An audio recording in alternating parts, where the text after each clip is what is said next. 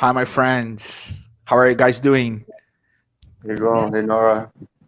Hey, Daniel. Hey, João. I'm very happy to be here with you guys tonight. Before we start, I want to advise everybody that's watching us. My internet connection here is a little weak tonight, so that's the reason my video is not open. But we're gonna do the study the same way as always. We have loads of interesting things to talk about tonight. We are in a very special part of the book. And before we start properly talking about the book, our great friend Norah will bring us some prayer so we can get more focused, more relaxed, and then start without any further ado. Okay? All right, here we go. Dear Mother, Father God, we give thanks to you for this day, for your mercy, for your love, for creating us, for your amazing grace. As we are studying tonight, we kindly ask for enlightenment, for answers, and for just inspiration. For those of us that are troubled tonight, that we can put those in your hands and come out blessed. If we have waters by our sides, that the mentors start putting the remedies for us as needed.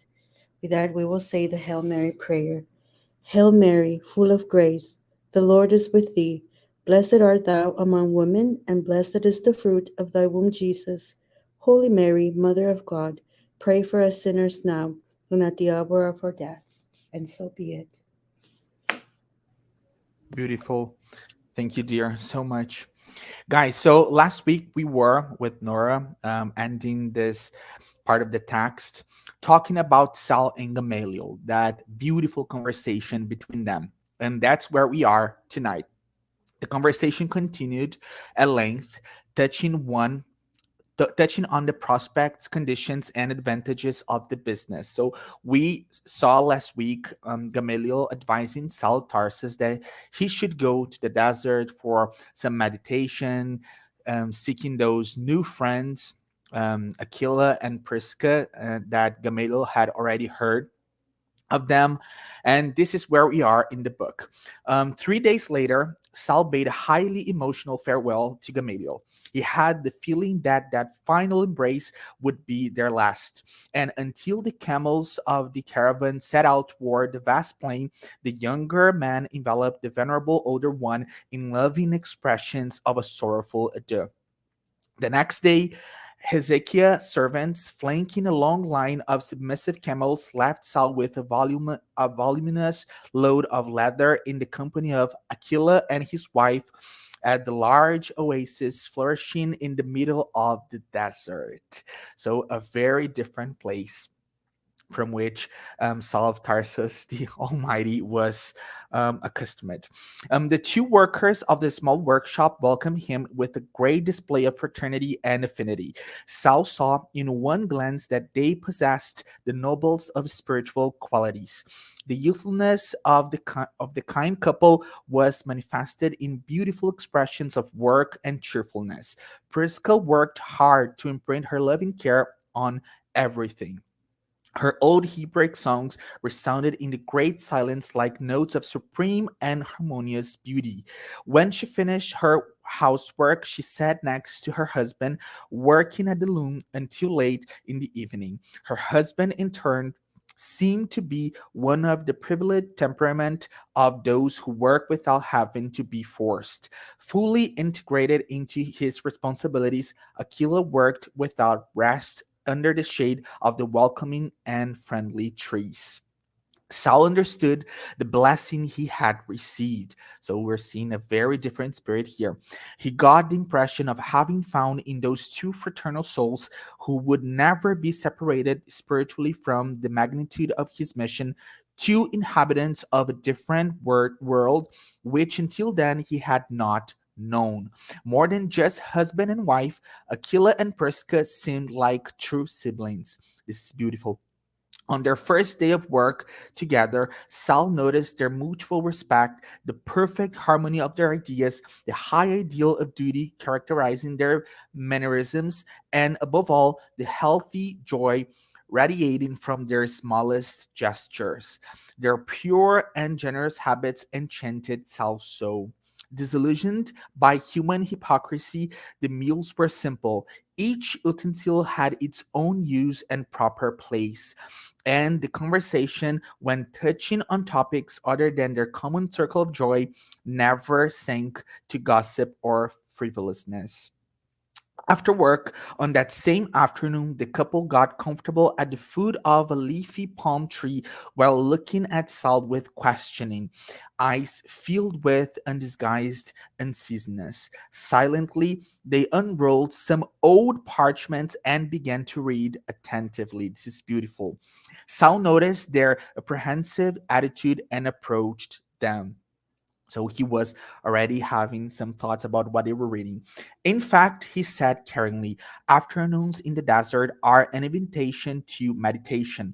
The infinite blanket of sand seems like a still ocean. The soft breeze represents the message from cities far away. It feels to me like we are in a temple of imperturbable peace away from the world. Aquila wondered at such evocative images and experienced greater sympathy for the anonymous young man, isolated perhaps from his loved ones and contemplating the endless pain with immense sadness. That's true, he answered politely. I have always believed that nature preserved the desert as an altar of divine silence to that so that God's children have on earth a place for perfect repose. So let's take advantage of our state of solitude to think of the holy and righteous Father and consider his magnitude and greatness. At that time, Prisca learned over the first part of the parchment roll absorbed in reading. Glancing at it from where he was, Saul saw the name of Jesus. He drew closer, and unable to hide his great interest, he asked, Aquila, I have so much love for the Nazarene prophet that I would ask whether your reading on the greatness of the Heavenly Father is from the teachings of the gospel. The young couple felt profoundly surprised at this unexpected question. Yes, explained Aquila hesitantly. But if you have come from the city, you know about the persecutions against all those associated with the way of Christ Jesus. Saul could not disguise his joy at seeing that his companions, lovers of reading, were in a position to exchange uplifting ideas about his new learning. Encouraged by Achilles' confession, Saul sat down on the rough stones and taking the parchments with interest, he asked, are these Levi's notes? For those who do not know this, Levi is Matthew.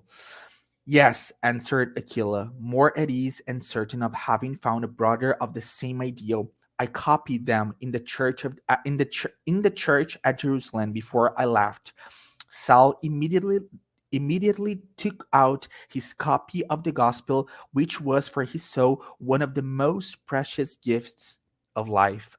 They happily compared the texts and teachings.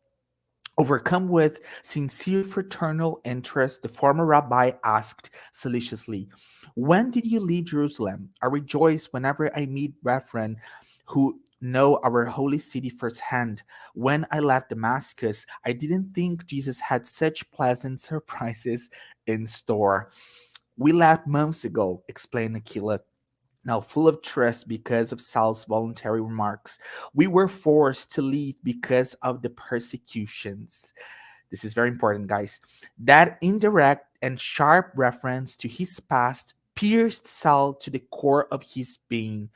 Have you ever met Saul of Tarsus? Asked Aquila with great innocence in his eyes. By the way, he continued, while Saul tried to find an answer, the infamous enemy of Jesus has the same name as yours. So we're seeing here one of the reasons why Saul will choose afterwards to change his name. The former rabbi thought it would be better to follow Gamaliel's advice to the letter. It would be better to hide, to experience the justified reproach of his condemnable past, and to humble himself before other people's judgment, as implacable as it might be, until the brethren of the way could fully testify to the authenticity of his witness. I know of him, Saul said vaguely. Well, then, Aquila continued, beginning the tale of his woes. It's quite possible that during your stays in Damascus and Palmyra, you had only partial knowledge of the suffering the infamous doctor of the law imposed on us. It was often quite arbitrary. I believe that perhaps Saul himself didn't even know about the atrocities committed by the unscrupulous man under his command, because the persecutions were of such a nature that, as a brother of the way, I cannot believe that an educated rabbi could assume personal responsibility for so many wrongful actions. While the former doctor of the law searched in vain for a fitting reply, Prisca entered the conversation, stating simply, of course, the rabbi from Tarsus could not have known about all the crimes committed in his name. On on the eve of our secret departure at night, Simon Peter himself affirmed that no one should hate him, because, despite the role he had played in Stephen's death, it would be impossible for him to single handedly instigate so many hateful and wicked measures. Now, as he was listening to the humble couple, Saul understood the extent of the heinous campaign he had unleashed, giving his subordinates and sectarians the opportunity to commit so many abuses. But he asked, surprised, did you suffer that much? Were you yourselves condemned to any punishment? Now he's going to discover what his new friend suffered because of him. Not a few suffered the same abuse as I, murmured Aquila, given the condemnable behavior of a number of fanatics chosen as worthy helpers for the movement. How so? Asked Sal with great interest. I'll give you an example. Imagine that a countryman named Jacquet had asked my father many times about the possibility of buying his bakery in Jerusalem. I looked after my shop, and my old father took care of his own business. We were happy and had peace of mind. And despite the attempts of this ambitious man, my father never thought of giving up his source of income. Jockey, however, obtained a position of prominence at the very beginning of the persecutions. In such cases, evil characters always win the day. It was enough for him to be given a little authority, and the greedy man quickly expanded his criminal ambitions. It is true that Prisca and I were among the first to attend the Waste Church, not only because of an affinity of sentiment, but also because we owe to Simon Peter. This is very important, guys. We owe to Simon Peter the healing of an old illness I had since childhood. This is very pretty. My father, however, and this is very pretty because on those first days of the church of Christianity, loads of people were attracted to the church because they were ill and they were seeking help in their health. My father, he continued, however, although he was receptive toward the Savior, continued to allege that he was too old to change his religious beliefs. His religious beliefs. He held fast to the law of Moses and could not understand an overall renewal of the principles of the faith. This, however, did not nullify the ambitious man's evil instincts. One day, Jacquet knocked at our door, accompanied by an armed escort and an order to arrest all three of us. It was useless to resist. The Tarsian doctor had issued a decree by which any resistance meant death. We went to prison. In vain, my father swore faithfulness to the law. After the interrogation, Prisca and I were ordered to go home, but my father was imprisoned without pity. His modest possessions were immediately confiscated. After extensive measures on our part, we succeeded in bringing him back to us, and the brave old man, whose only support in his old age and widowhood was my filial devotion, died in our arms the day after his awaited release. When he came back to us, he looked like a ghost. Charitable guards brought him almost dead. I could see his broken bones, the open wounds, and his skin bruised by the lashes.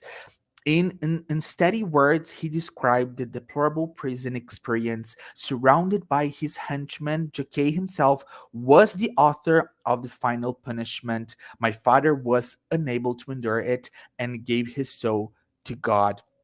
Aquila was deeply moved. Furtive tears accompany his sorrowful tale. At this point, I will pass to you, Daniel. Thanks, João. So that's a horrible story. And that actually made me think of Jonadab at the beginning of the book. Saul was listening, completely distraught by the lack of justice in that story. But he knew how things worked at the judgments, how harsh the sentences were, and how deaf the doctors of the law were to any appeal.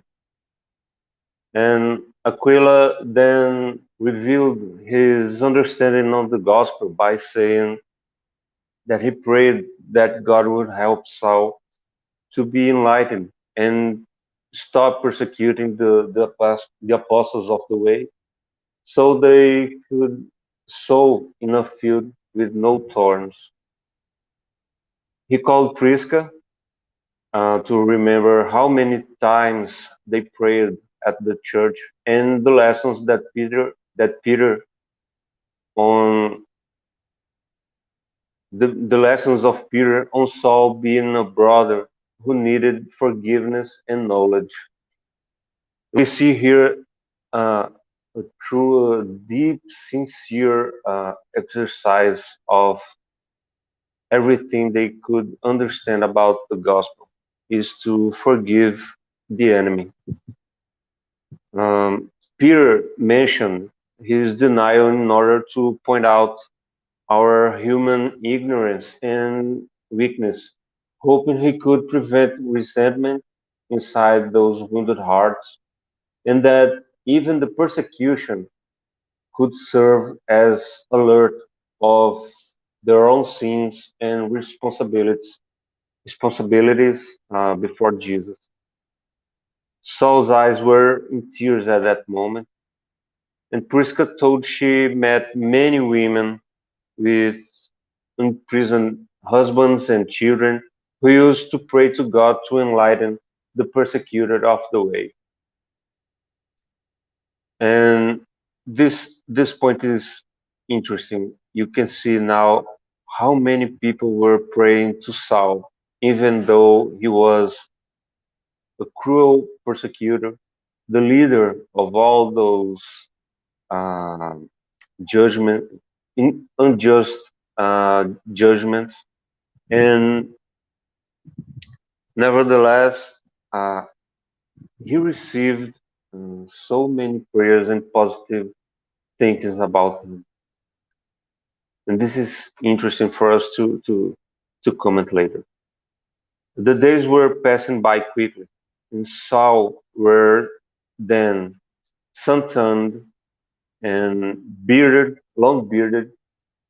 He had now calloused hands, and the solitude plus the hard work gave him such a precious time to fill his soul with peace. In those days, he could understand Peter's devotion, Stephen's serenity, and Abigail's fervor.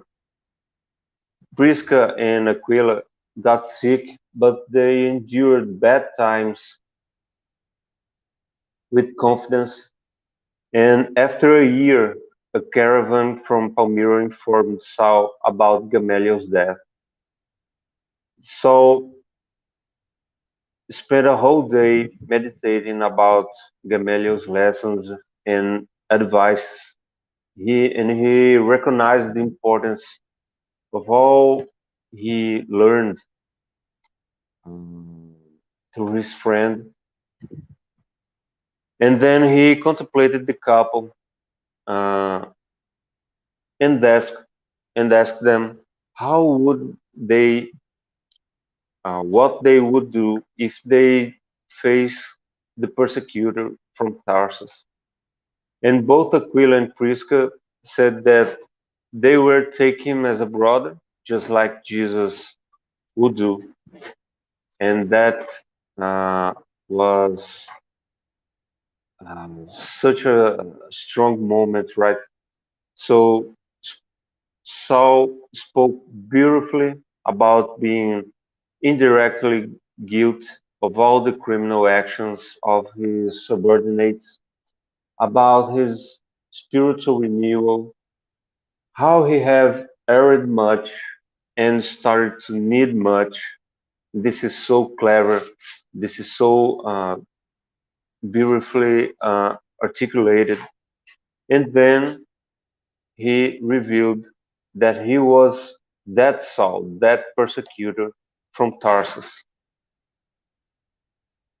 And Aquila and Prisca were staring at him in complete astonishment. And this is when I pass the word to Nora. Oh my gosh, this is like when we go on a cut for a commercial, right? And it's the good part. He just said, "I'm so," and then the Aquila and Prisca are like, cut. But after that, it's actually very beautiful. So the next part, it's gonna take about 5 minutes or so to summarize, just because there's some really good parts in this ending that we see Sao as he's coming and telling his truth, who he is. There are other parts of him that really are beautiful for us to kind of just take note of. So Sao says, "Do not doubt my words. I assume full responsibility for my pitiful deeds, but forgive me, taking into consideration my criminal ignorance," right? So, of course, Aquila and Prisca, they were still kind of like in shock, right? So they were in that. But Sao had like a moment. He started to weep, he started to cry, he kind of broke down a little bit. He was holding on to this, right?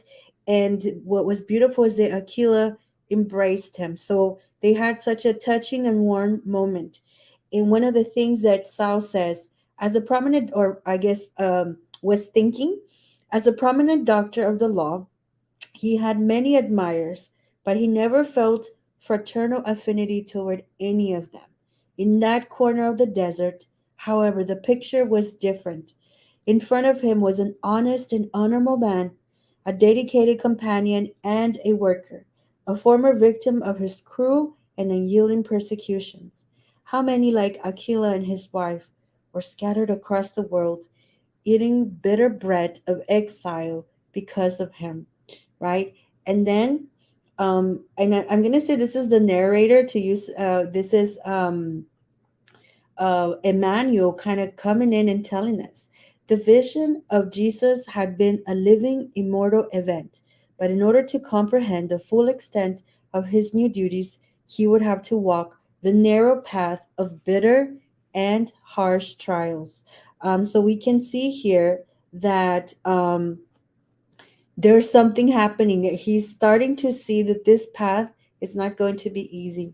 And then there's something really powerful. I even highlighted it in yellow. You can see because it's really profound. We have to read this whole thing, friends. It says here, he had seen the Christ, but to get to him, he had to go back and cross over the abyss. The disappointment in the synagogue of Damascus, the comfort of the humble brethren under Ananias' leadership, the lack of financial means, Gamaliel's austere counsels, the anonymity, the loneliness, the abandonment by those dearest to him, the heavy loom under the blazing sun, the lack of any physical comfort whatsoever, the daily meditation on the illusions of life, all these had represented priceless help for his victorious decision. The gospel had worked as a light on the difficult journey of discovering himself in order to appraise the most pressing difficulties. So even though it's so difficult what he's experiencing, right? To paraphrase, he's really seeing how the gospel is coming in and really enlightening him, right? So he then continues remembering when he had that vision with Damascus, when he saw the Messiah and he got blind. You remember that from earlier parts of the book. And he says, perhaps he still harbored deep inside himself the pride of knowing how to teach, the love for the teacher's cathedra in Israel, the despotic tendency of forcing his fellow men to think like him. Whereas now, I'm going to slow down right now, he could examine his blameworthy past and feel the joy of reconciliation, turning to his victims with humility. At that moment, he felt as if Aquila represented the community of all those harmed by his cruel excesses. Gentle peace filled his heart. He felt more distance from pride, vanity, bitter ideas, and terrible remorse. Each teardrop was a little bile being expunged from his soul, renewing his feelings of tranquility and relief. This was so, so powerful. And here we continue reading. Just to paraphrase, Aquila and Prisca are still supporting him. They're still letting him vent, and they give him beautiful words because they're actually very, very. We can see the Christ in them. In other words, brother Saul. Look at that powerful word, calling him brother Saul after just finding out that because of him and his decree, they lost everything, especially the family member, and yet they had that Christ love and consciousness in themselves to call him brother. Let us not talk about the past, but of the power of Jesus, who transforms us with his love. And Prescott 2 was, if Jerusalem were to find about this victory, they would render thanks to God, right? So they continued in this scene of emotions. And, Emmanuel is a great narrator because he hints a lot of things for us to use our imagination, our creativity in this. But, we can imagine being out in the desert and just the heat with maybe some sand and the wind passing by and they're emotional, they're crying. And I don't know, it was such an emotional scene, but yet there is so much nutrition and so much of this fluid magnetic energy that's happening as this transformation is happening. So now Aquila says the master has brought us together. Let's leave the desert and let's proclaim Jesus's blessings throughout the world, right? And he continues saying, Prisca and I, we don't have anything. We just want to go and just spread this. What a great way to continue talking about the Nazareth, right? And then it says here that he asked, well, when do you intend to go? And then Aquila says, at the first chance, when the master shows me the way, we will leave Palmyra then. And so it says here, after a pause, during which Saul remained thoughtful, Aquila continued, why don't you come to Rome with us? Ah, if I could, Saul said, but I believe that I need to stay here in the desert, right? There's something here for me, and of course, he's remembering the counsel for him to be at the desert. So it says here that Aquila and his wife would remain there for some time in Hezekiah's service until they could fulfill their beautiful dream of working in the powerful Rome of the Caesars. But Saul of Tarsus, after thanking all of them, bid farewell and once again headed toward Damascus, radically changed by 3 years of meditation in the desert. So there's definitely a powerful moment here. If you can give me 1 minute. Okay. There's definitely a powerful moment and that we see. So it's so beautiful because I honestly, the first time I read this, I thought Saul was going to go with them, but he didn't. There's also a biblical reference to this, just so that we can find the how it's with the Bible. And it's one of the notes, the footnotes towards the end. And it says here that in Acts 9:19 to 28, it gives us a little bit of information where Paul states in his letter to the Galatians that he did not go immediately to Jerusalem, but instead went into Arabia. He did not it wasn't until 3 later that he went to Jerusalem to meet Peter and James. And this is the account that covers that 3 year period For some of us that like the we're like Bible savvy in there. So that's a beautiful collaboration between the book and the Bible. So I know we're gonna I have some comments to make. So I don't know who starts. Do I go? We go. Can I make a comment to so we can start talking? Yes, because I do want to say something regarding my section, but let's go. Oh, no, no, no. So say that first, because I will do some. I will say something more general and more regarding the first part of the of our Okay. reading. Are you sure? Okay, we'll go. It'll be quick, friends. I really Oh, think sure, sure. going from Daniel to what you said, and also this last part, I think we're really getting into a beautiful part to understand what Saul was teaching us in his transformation in the Spirit's book, right? In the law of justice, love, and charity. All right. So we're going to see how he's kind of changing a little bit. And in that change, this part helps us. Now, it's not the only way. It's very important to clarify that as we're making these comments, we're just sharing some insights that we all had. Of course, that's the more the merrier. So that's the beauty of studying together. So, in the law of justice, love, and charity, questions 873 says, is the sentiment of justice to be found in nature itself, or is it a result of the acquired ideas? And why is we saying this? Because in this last part, we have Saul saying, I assume full responsibility. Forgive me, taking into consideration my criminal ignorance. So where is the justice? What is happening here? The Spirit says, it is so natural that you revolt at the thought of an injustice. Moral progress undoubtedly develops this sentiment, but it does not create it. God has placed it in the human heart. So now Saul is using more of that heart. I know our brother Dan is always talking about love, and it's true. He's now using that heart to have a little bit more conscious of this law. 874 says, if justice is a law of nature, how may it be explained that people understand it so differently? And we see here how even the reactions between Aquila and Prisca are so different than Saul. And the Spirit says it's because the passions are usually mingled with the sentiment of justice, thereby altering it. And Saul was very passionate. He did all these things thinking he was doing this for the law, and so much that it kind of blurred a little bit of that, right?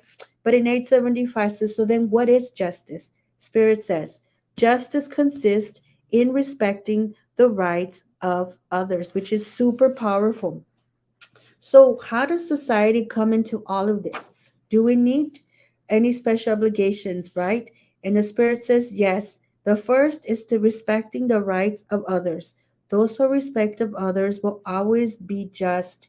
And then I'm almost there. 878 says, so since humans have to be mistaken as to the extent of the rights, what guidelines can enable them, right?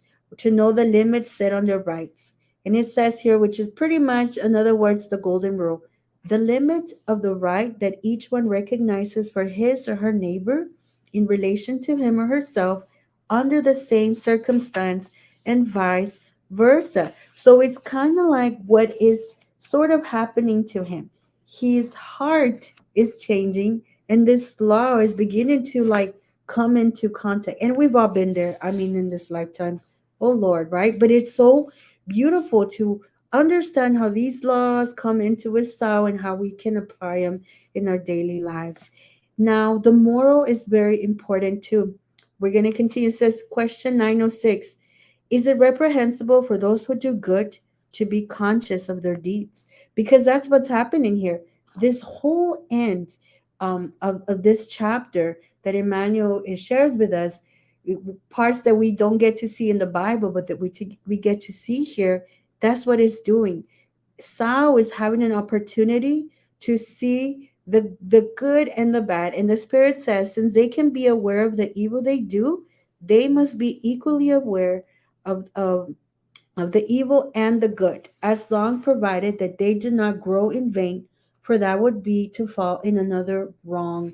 So because Sao is having this epiphany, he's changing. And what is the thing? And in 919, almost done with this, it says here, what is the most effective means for improving ourselves in the life and for resisting the draw of evil?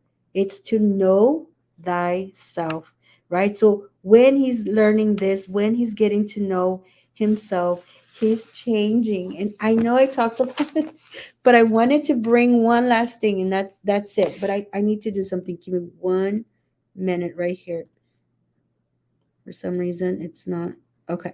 So, is there a question that I asked myself? So, we're reading this, and it helps so much to read these divine laws that are reading in our consciousness to understand Him. But what happens like when we die? Is that it? Is there like this? Does it end? Is there even a point for all of this? That's when we come to know Solar. And Andre was a beautiful example. He had a moment like this after he's in No Solar, and I'm going to read a part where he kind of had a similar thing. It says here, until now, I had always conceived of human wrongs according to the precepts of criminology, and every incident outside the criminal code was related to natural phenomena. This is page 35. Now, page 36. Now, when he was disincarnated, I was facing another system of judging such wrongs. I did not have to face counts of torture, nor did um, infernal abysses wait. Instead, smiling benefactors were commenting on my weakness as if they were dealing with a child, with his parents, right, not knowing this knowledge. This spontaneous intervention wounded my pride. In other words, he was waiting for the devil, for something terrible, but instead, Clarencio's exuberant goodness and the doctor's unbending tenderness helped him to it penetrated his spirit. It says here, I was torn by the desire to react. I was struck with shame. I wept. I covered my face with my hands like a repentant and unhappy boy, and I began to sob with what seemed an irremediable grief, right? He had spoken an enormous truth. So this moment is so important because it does not stop. One, there's hope, just to end my part. If we find ourselves in the space we're doing wrong, we had, some of like a lot of us, this is our first reincarnation that we're coming to this awareness, but maybe it doesn't happen. So when we disincarnate through Andre's information, that same processing continues because that law, right? That's it's written in us. So it was so profound, but I felt like understanding a little bit of this, it helped us to understand so. And I will be completely quiet, dear friends. Thank you for your patience as I got that out of my system.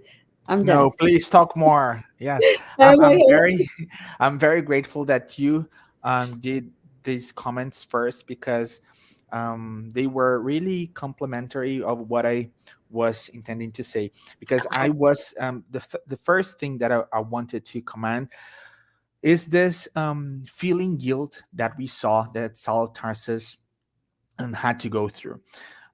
We saw Aquila and Prisca talking about all that amount of suffer that they and Aquila's father had to go through, and I want to bring another book that was dictated by André Luiz. If I'm not mistaken, the translation of the book's name would be Between Heaven and Earth. In Portuguese, and the name is Entre a Terra e o Céu. It's a very interesting book because this book brings us a very important lesson about guilt, feeling guilty. There is a man, and this man, in one previous incarnation of his, he killed a man. And the book brings us a narrative that makes us believe, as readers, that all those things that that man was going through was and a spirit who was seeking vengeance. And as we enter the reading and we see that narrative, that story, we think, oh, so that's what's happening. He killed a man, and now his man is after him everywhere. But André Luiz goes further and he explains to us that at the end of the day, it's not a spirit, an obsessive spirit. It's actually that own man conscience.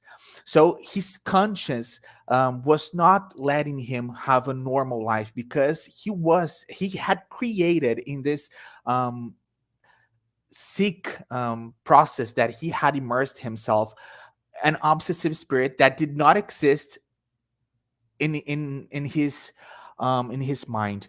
That's a powerful lesson because we're seeing here, and Nora brought us this process that Sal went through when it comes to acknowledging the God's law in his mind and then feeling it in his heart, and the difference that we see in this man when we cat him going through all those feelings. This is very powerful. Nora brought us question 919, right, dear? Yes, and this question is very special because she read the first part of the question, but this question bring us a very important lesson because Saint Augustine brings us a lesson where he tells us that each night when he was incarnated, he went through when he was about to go to bed, he went through all the things he had done during his day, and he recapitulating his day, he was thinking, what did I do wrong and what could I do differently? And this is a practical advice for us because he tells us that that's the process he went through in order to become a better spirit. I have a couple of things I would like to read as well. Because as we see this conversation between these characters here, we see that the first Christians, they went through a lot and they were always full of hope. And then we could think why, um, being conscious, people would choose that pathway. And in the Spirit's book, in question 266, Kardec asks the higher spirits, wouldn't it be natural for a spirit to choose the least painful trials possible? And they answer, for you, yes. For the spirit, no. Once it has freed itself from matter, illusion disappears and it thinks differently. Human beings subjected to the influence of carnal ideas on earth only see the painful side of their trials. That is why it seems logical that they would choose those which, from their own point of view, may coexist with material pleasures. However, in the spirit life, they compare such crude and fleeting pleasures with the unchangeable happiness of which they get a glimpse then of what importance are a few temporary hardships. A spirit may therefore choose the hardest trial and consequently the most painful existence, hoping to arrive at a better state more quickly, just as a patient often chooses the harshest medicine in order to be healed more quickly. Explorers who aspire to having their name linked to the discovery of an unknown country do not choose a course covered with flowers. They know the dangers they will have to face, but they also know the glory awaiting them if they succeed. This is beautiful because we are, as Nora brought us, we are seeing Saul Tarsus in this huge change in his mind and his heart. And now he is starting to understand why those Christians and they are full of hope. And we saw in the previous chapters of the book, he thinking, why this Stephen has this moral attitude in such when he's facing such atrocities. Why does he keep acting like that? And now he's receiving the answers. Another very important thing for us to think about here in this chapter, and I don't want to take that much time, but this is very important. We saw Aquila telling Saul that he was healed um, from a disease. They did not tell Emmanuel did not tell us in this part of the book which disease he was talking about. But mediumship in those days, and especially when we're talking about the book of Acts in the Bible, mediumship is something very powerful and very present in those verses, on those chapters of the Bible. And a thing here for us to think um, in a very serious way is how important is to keep mediumship free, because we are immersed here in Brazil and in the United States of America, where Nora is in a whole different perspective. But we are all facing mediums that are charging very high prices for their gifts. And the gospel according to Spiritism. And before I go to the book, and it is important to say that a mediumship, in any case, has a very, very important purpose in on Earth, in this planet where we are incarnated, because it has a very strong bond to taking people to believe to another perspective, especially those who were in this immersed in this mental attitude where they actually, from the bottom of their hearts, they couldn't believe, they didn't have anything that could make them believe something supernatural and change their lives. So keeping mediumship free is something really important. In the Gospel according to Spiritism, we have this: mediums today have equally received a faculty gratis from God. This is of being interpreters of the spirits for the instructions of humankind, to show them the pathway of goodness, conducting them along by means of faith, not to sell words which do not belong to the mediums, seeing that they are not fruits of their conceptions, nor of their research, nor of their personal work. God wants the light to reach everyone. He does not want the poorest to be deprived of it so they can say they have no faith because they could not pay for it, nor that they did not have the consolation of receiving encouragement and testimony of, of affection from those they weep for because they were too poor. This is why mediumship is not a privilege, and it's to be found in all places. To make someone pay for it is to turn it away from its providential objective. Those who understand the conditions in which good spirits communicate the feeling of repugnance they have towards everything which shows selfishness, interest, and know how little it takes to drive them away, could never accept that superior spirits are at the disposal of the first who comes along and evokes them at so much per session. Simple good sense rejects such an idea. Would it not also be profanity to evoke for money those we respect or those who are dear to us? Beyond doubt, communications can be obtained in this manner, but who can guarantee their sincerity? Spirits of a frivolous, deceitful, mocking nature, and all the bank of inferior spirits who are not at all scrupulous, always come running ready to reply to whatever is asked, with no regard for the truth.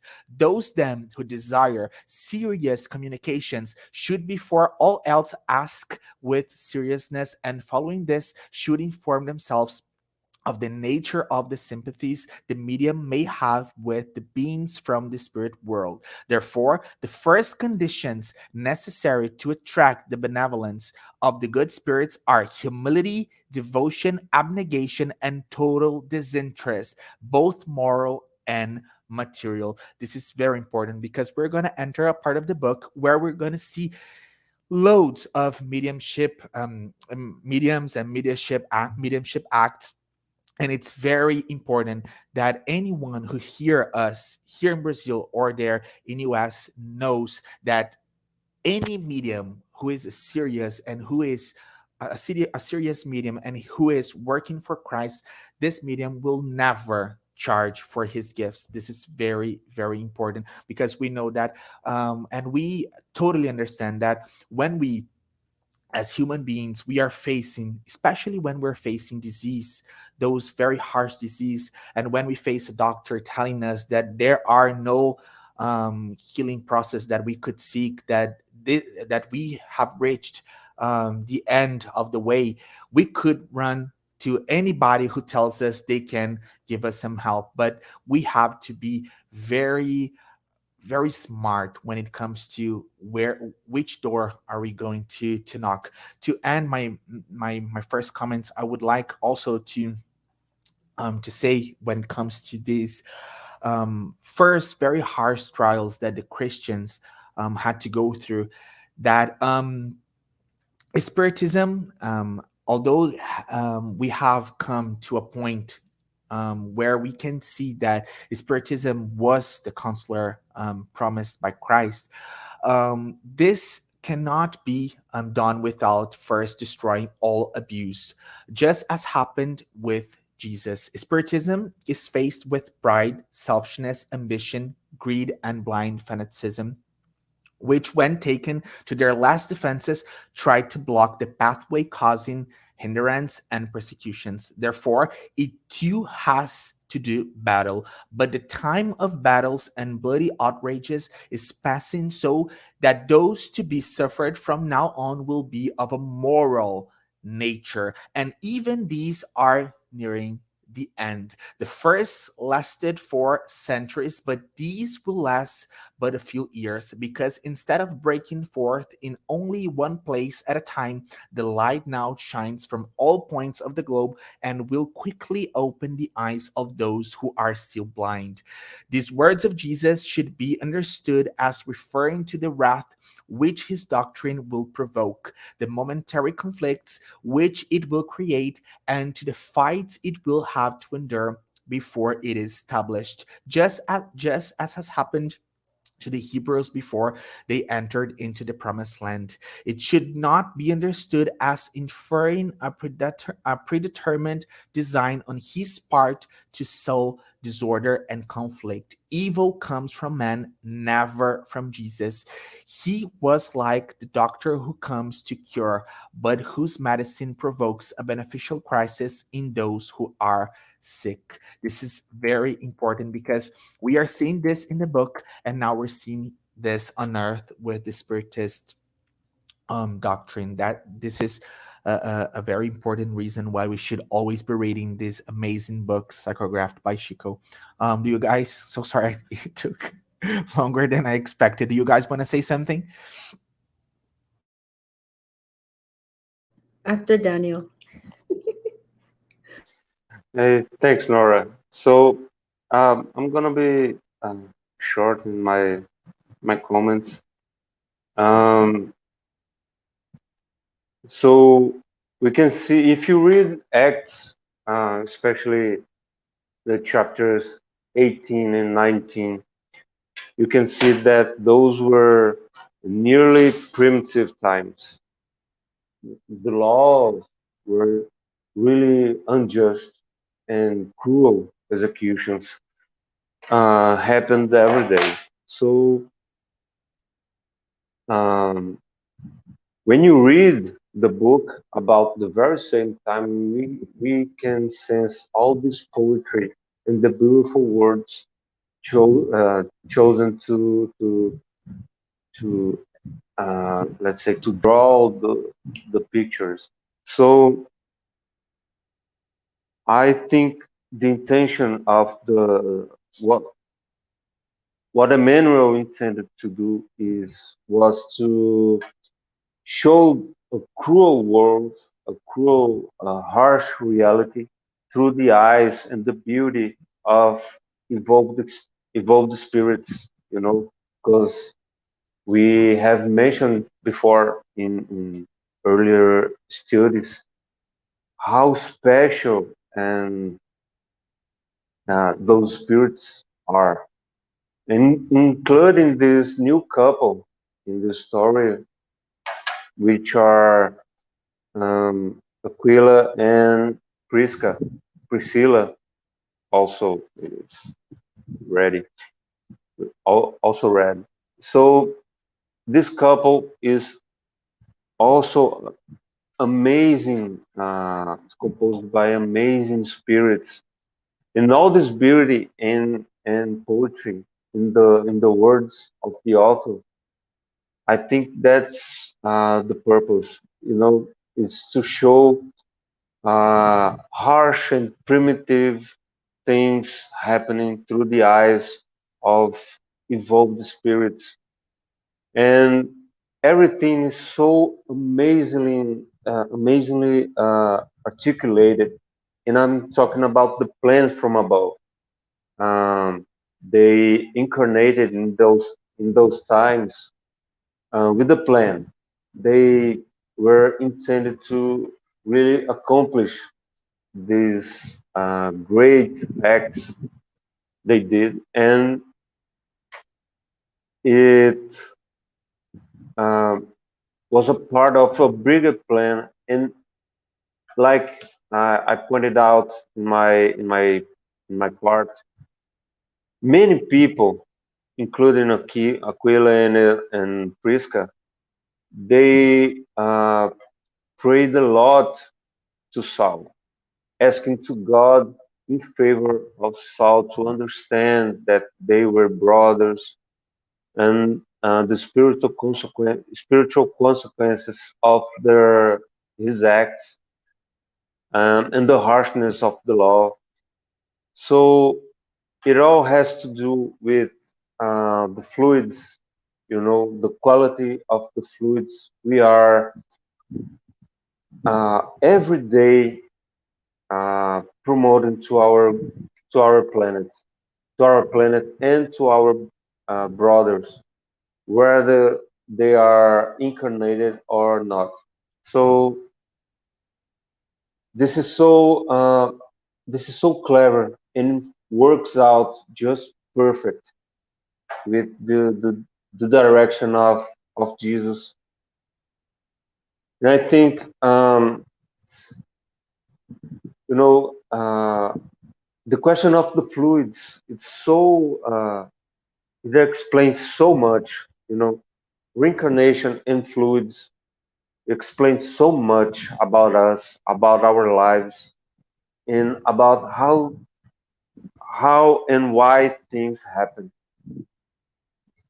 And you see, I question when we studied the part when Saul got blind in the near Damascus, and I questioned how what how what buttons could be pushed so his eyes could stop working. Was that physically or spiritually? In his uh, perispirit body. And so there is fluid, and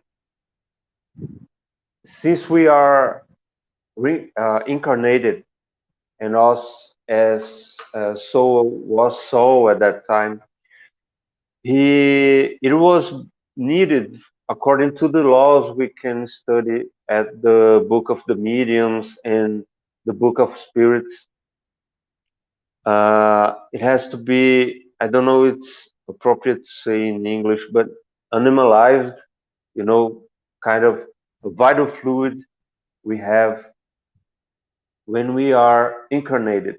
So that fluid is necessary to act over matter and including our body.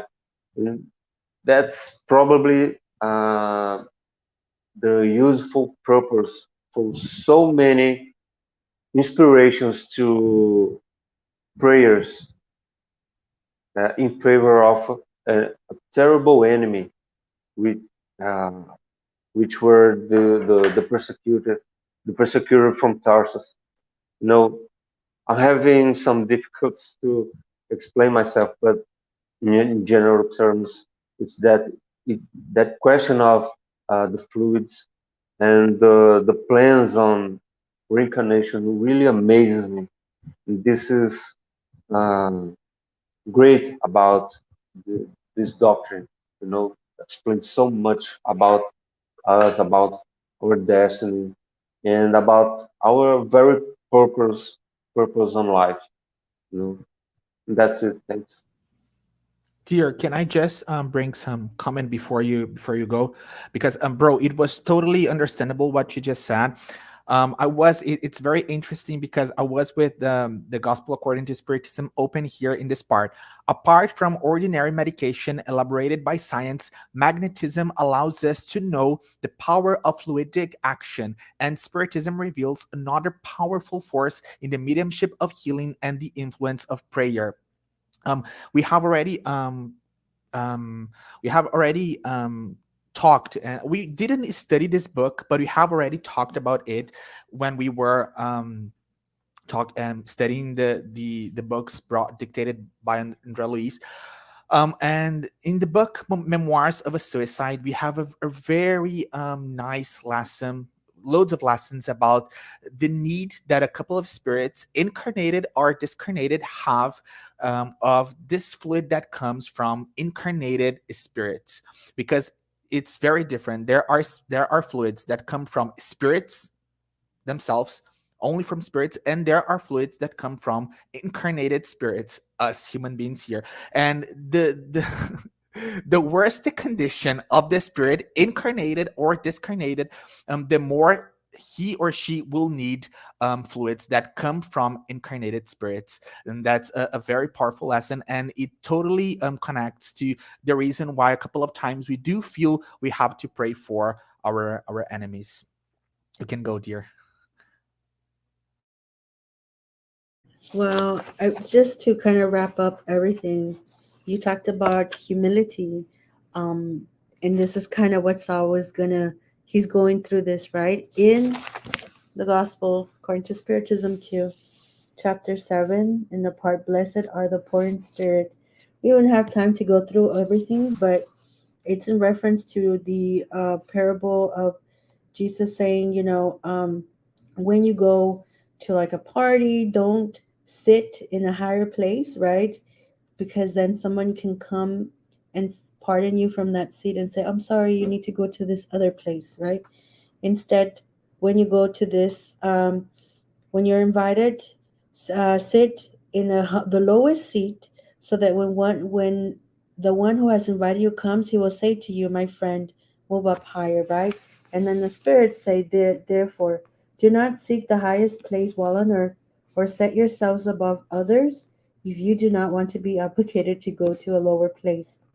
On the contrary, seek the humblest and most modest position, because God will know to give you a higher place in heaven as you deserve it. So, that I think is kind of like what Saul was teaching us, Now he's really sitting at the special place where he's gonna begin. So I don't know if we're at the end, but I would like to end with a prayer. I'm not sure if anybody has a I'm comment. 100% satisfied, so we can end with a prayer. Bro, do And you want to say something? I'm gonna read the prayers. No, thanks. Okay, so we can finish with a prayer. We are gonna finish with this because it is important. This is another book that I have, is just prayers, and this is in Psalm 63. I'm gonna read a few part, but this is actually David actually in the desert, and it says here, "Oh God, you are my God for whom I have been searching. For you my heart yearns, and my soul thirsts like the earth when it's parched and unable to give forth life without water. For this reason I have turned my gaze toward you in the sanctuary, in order to behold your power and your glory. For your kindness is a greater gift than life. My lips shall exalt your glory." So what a beautiful message in the Psalms when we are going through a desert. It's not necessarily bad. It's a moment for us to hydrate ourselves in this beautiful love of the Lord, of Jesus, of the light. Beautiful. So beautiful. Yes. Very, very inspiring. So, guys, I'm totally happy. I'm 100%, as I've said, satisfied with all the things we brought tonight. I will ask one more time. Do you guys want to say something before we finish here? Just thank you so much. And I know we had a somebody here, sister, earlier, Uh, to say oh, thank you nice. so much. Thank you, thank you. Thank you, dear, so much. Yes. Bro, do you want to say something? No, thanks, guys. It's always a pleasure. Great meeting. We are learning so much together. Oh yeah. Yes. Look forward for the next time. Yes, I also want to thank my two great friends here, everybody that's accompanying the study with us. Thank you guys so much. We'll be here next week, strong and ready to talk about more chapters and parts of this amazing book. Thank you guys so, so much. Okay, see you guys next week. Bye Bye. bye. Bye, Please. guys. Bye.